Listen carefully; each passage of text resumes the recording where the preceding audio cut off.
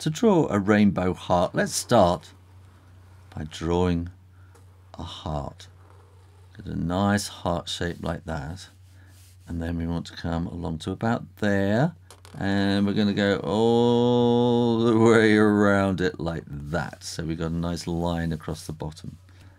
And then, so that's number 1, which means that when we go 1 around the top like that, that's our first colour. So then we can go 2 and 3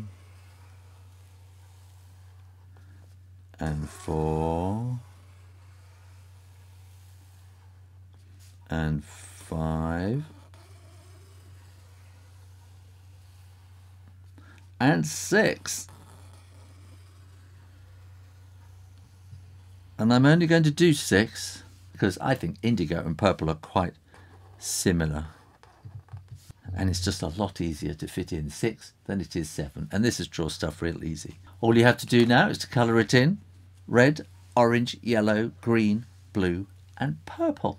Thanks for watching and subscribing to Draw Stuff Real Easy so you can come and do lots more drawing. Why not join me on Patreon where you can get colouring sheets and all sorts of other stuff. Bye.